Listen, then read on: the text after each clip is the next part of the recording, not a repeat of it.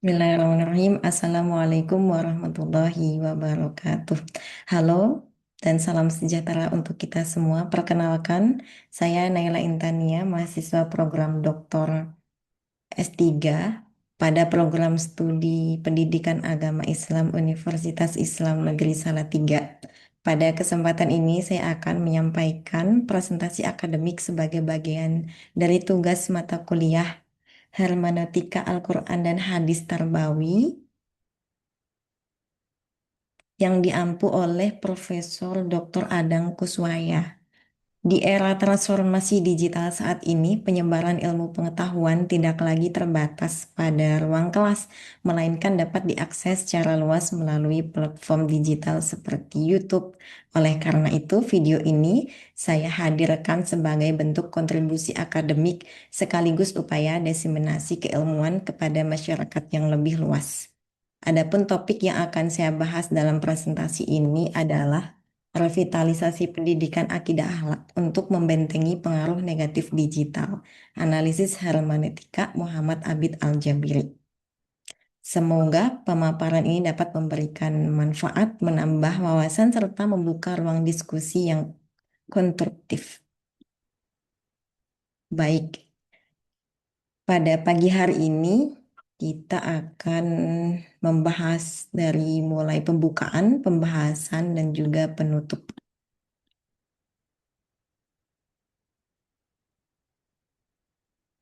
Seperti yang kita tahu bahwa perkembangan teknologi digital dalam era globalisasi telah mentransformasi secara fundamental struktur sosial, kognitif, dan kultural masyarakat, termasuk dalam praktik pendidikan.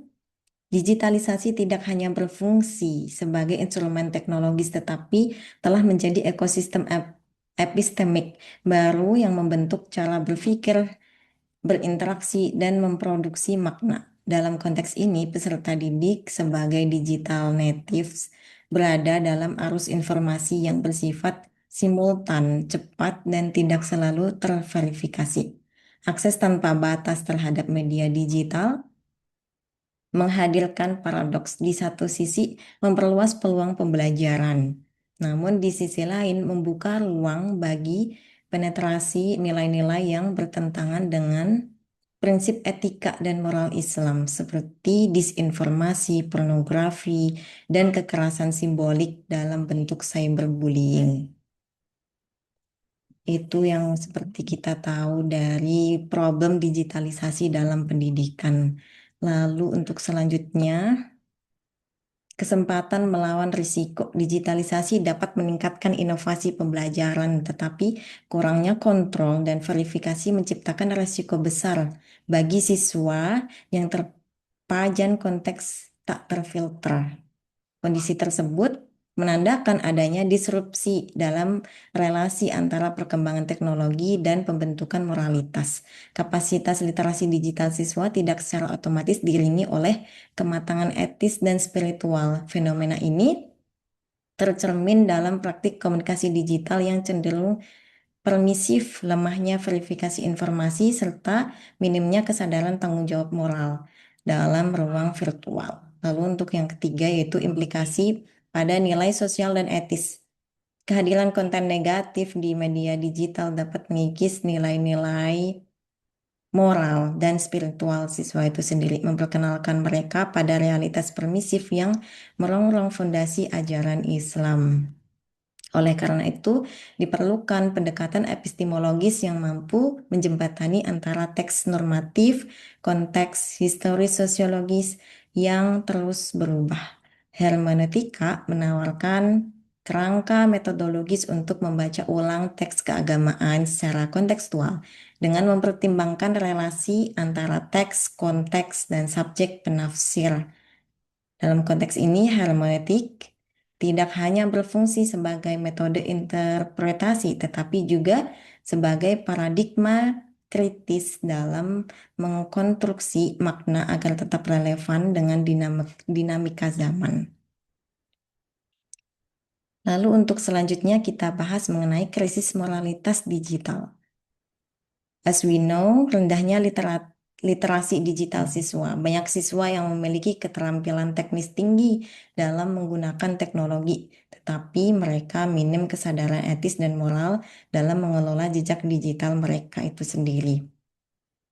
Lalu munculnya moral disengagement, ketergantungan pada anom- anonimitas dunia maya menciptakan fenomena moral disengagement, di mana siswa tidak berperilaku sesuai dengan nilai-nilai moral karena merasa tidak dikenali. Lalu permisif terhadap perilaku online negatif seperti keberadaan konten negatif di internet, hoax, ujaran kebencian seringkali dianggap sebagai hal biasa untuk zaman sekarang karena lemahnya filter moral dan kepekaan spiritual.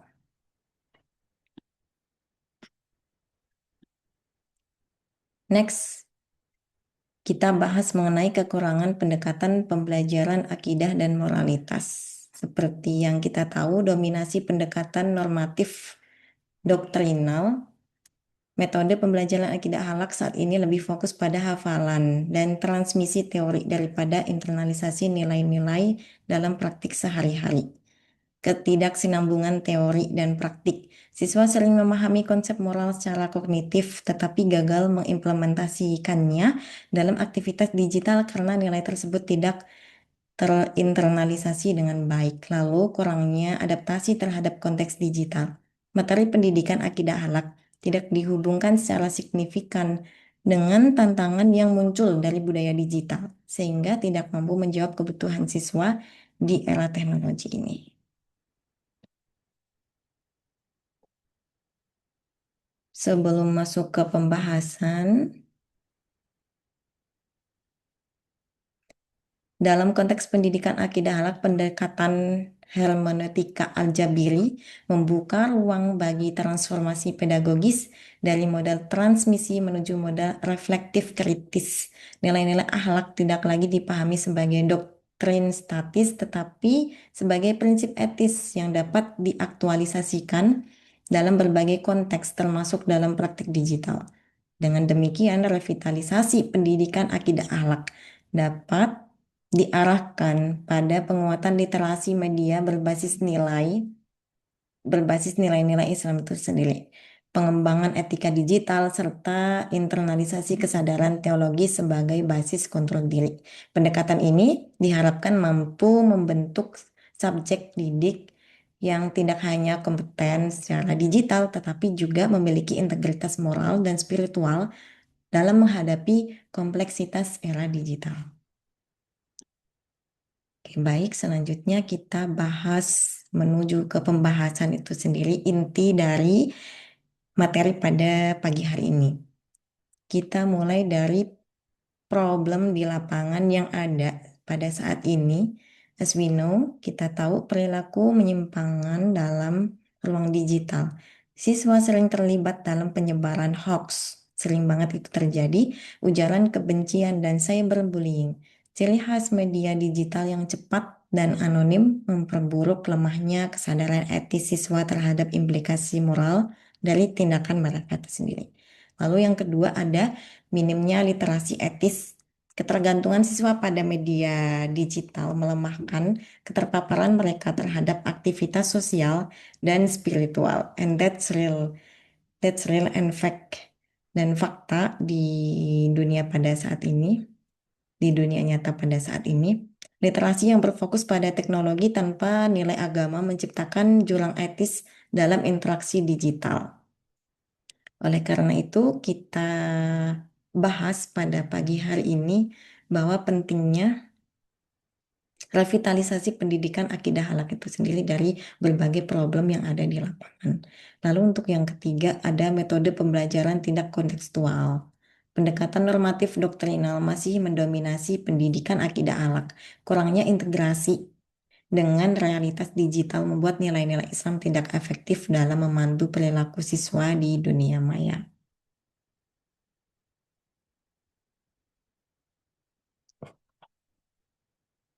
Selanjutnya kita ada penerapan teori hermeneutik. Lalu bagaimana dengan penerapan Teori hermeneutik dari Ahmad Al-Jabiri. Kita mulai dari integrasi tafsir dan takwil. Teori Muhammad Abid Al-Jabiri merekomendasikan kolaborasi antara tafsir normatif dan takwil kontekstual. Tafsir berfokus pada pemahaman kontekstual, sementara takwil menyelaraskan nilai Islam dengan tantangan digital modern, seperti larangan menyebar fitnah di media sosial. Lalu, pendekatan bayani, burhani, dan irfani. Epistemologi bayani memberikan dasar normatif melalui Al-Quran dan hadis. Burhani menguatkan rasionalitas siswa untuk menyaring informasi digital. Irfani memperkuat spiritualitas, mendorong siswa mengingat pengawasan Tuhan dalam setiap aktivitas virtual. That's really amazing. Rekonstruksi makna kontekstual di nilai-nilai Islam seperti amanah, jujur, dan menjaga lisan direkontekstualisasikan sesuai era digital. Konsep tersebut diterapkan dalam menjaga integritas data, komitmen membagikan informasi benar, dan menjaga etika komunikasi online. Kita lanjut ke analisis dan temuan dari materi pada pagi hari ini. So, for the first one, yang pertama, ketidakseimbangan epistemologis, dominasi pendekatan bayani tanpa integrasi burhani dan irfani menyebabkan rendahnya kemampuan siswa mengaitkan nilai agama dengan kehidupan digital.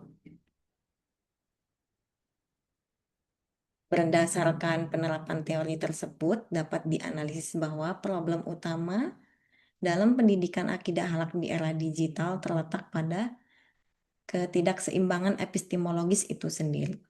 Lalu, untuk selanjutnya, temuan lain menunjukkan bahwa rendahnya literasi media berbasis nilai Islam ya menjadi faktor signifikan dalam memperkuat problem tersebut.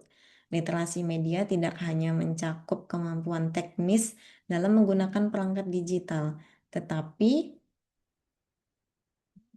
melalui kemampuan interpretatif dan evaluatif dalam memahami pesan media. Tanpa literasi ini, siswa menjadi pasif dan rentan terhadap pengaruh negatif. Selain itu, dimensi spiritual irfani itu sendiri terbukti memiliki peran penting dalam membangun kontrol diri, kesadaran transendental bahwa setiap tindakan diawasi oleh Tuhan menjadi mekanisme internal yang efektif dan membatasi perilaku negatif di ruang digital. Hal ini menunjukkan bahwa integrasi antara rasionalitas dan spiritualitas menjadi kunci dalam pembentukan karakter siswa. Dengan demikian, solusi yang dapat ditawarkan oleh revitalisasi pendidikan akidah akhlak melalui integrasi literasi, media, etika digital, dan penguatan ilmu secara pedagogis. Hal ini ya, secara pedagogis, hal ini, mohon maaf, secara pedagogis kita bahas tadi mengenai pentingnya dimensi spiritual ya. Pendekatan normatif doktrinal masih mendominasi pendidikan akidah akhlak. Jadi, kurangnya integrasi dengan realitas digital membuat nilai-nilai Islam tidak efektif dan dapat memandu perilaku siswa di dunia maya.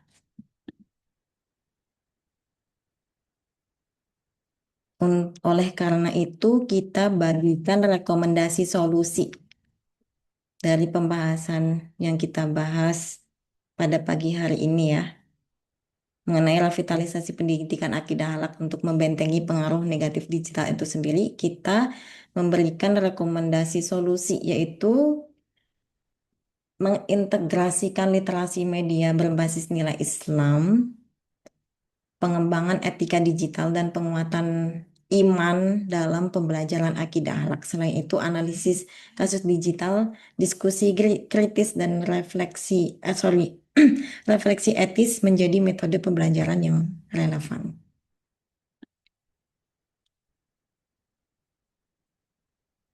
Berdasarkan pembahasan yang telah kita lakukan tadi, dapat disimpulkan bahwa problem utama pendidikan akidah akhlak di era digital terletak pada ketidakseimbangan antara pesatnya perkembangan teknologi dan kesiapan moral serta spiritual siswa. Intensitas penggunaan media digital yang tinggi tidak diiringi dengan kemampuan literasi etis dan kontrol diri yang memadai sehingga memunculkan berbagai perilaku negatif seperti penyebaran hoax, cyberbullying, serta menurunnya kualitas komunikasi dan tanggung jawab sosial di ruang digital. Di sisi lain, pembelajaran akidah akhlak masih cenderung bersifat normatif, teoritis, dan juga belum sepenuhnya mampu menjawab tantangan kontekstual yang dihadapi siswa dalam kehidupan digital.